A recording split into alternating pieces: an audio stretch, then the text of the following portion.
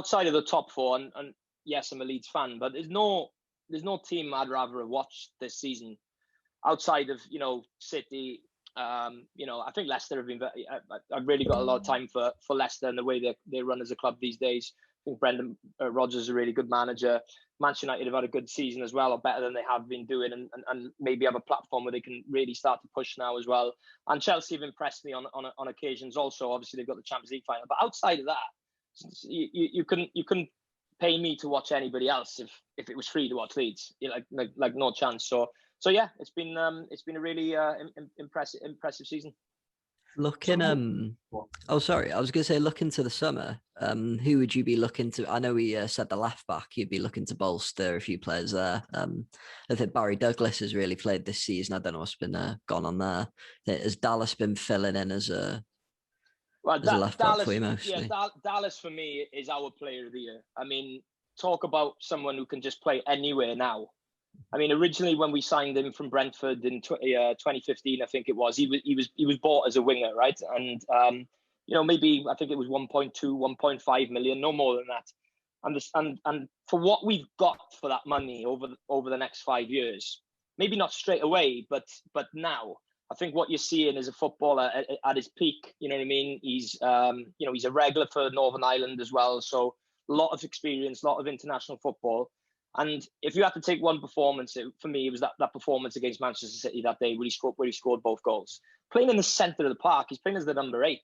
So he's played left back, he's played the number 8, he's played right wing, he's played right back, he's played holding mid.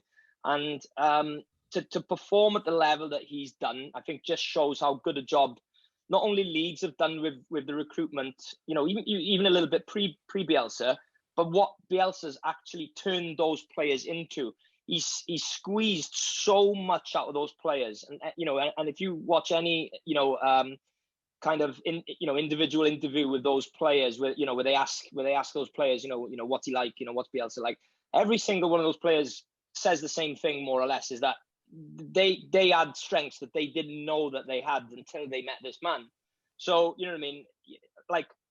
I was watching Leeds Spurs, and I thought Leeds were well worth their points against Spurs. You know what I mean? They played very, very well on the day. We won 3-1. I thought we were excellent.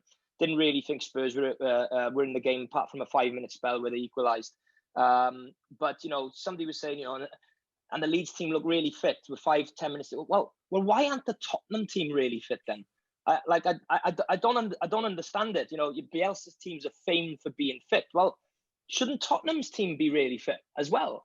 It's like it's a bit embarrassing really if a team's fitter than you, isn't it? At that level. But Tottenham did look absolutely knackered with 10 minutes to go, and Leeds, and you mentioned it a little bit there, Martin. They haven't come up. They were winning 2-1 at the time, but they haven't come up and thought, all right, we're winning 2-1, 10 minutes to go. We'll get men behind the ball. We just kept attacking, and we went and scored a third. Now on occasions, and when I came on the show, with Steve earlier on in the season. Leeds, I think, were a little bit, pre-Christmas, a little bit gung-ho, maybe even a little bit too gung-ho. We were winning 4-0, we were losing 4-0. We were winning 5-0, we were getting thrashed at Old Trafford 6-2, right?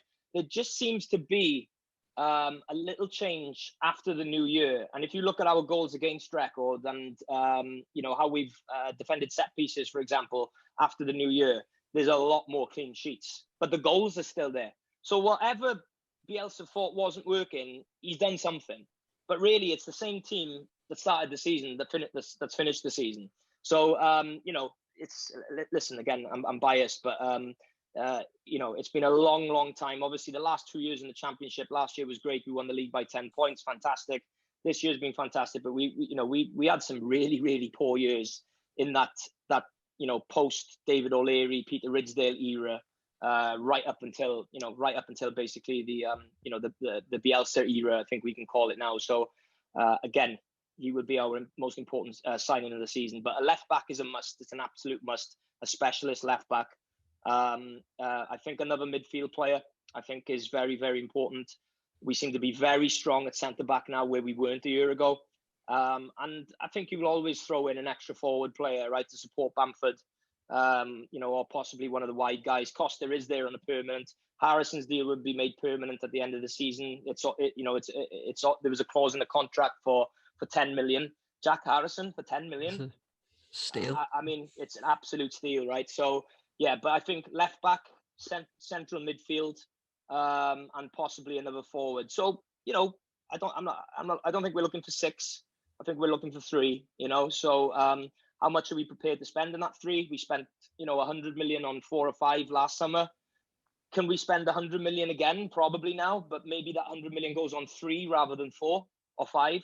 So that little bit of extra quality is there to push us from 9th or 10th place where we're going to finish up to 7th or 6th. So but left back for me, if I had to choose one, it would be the left back area.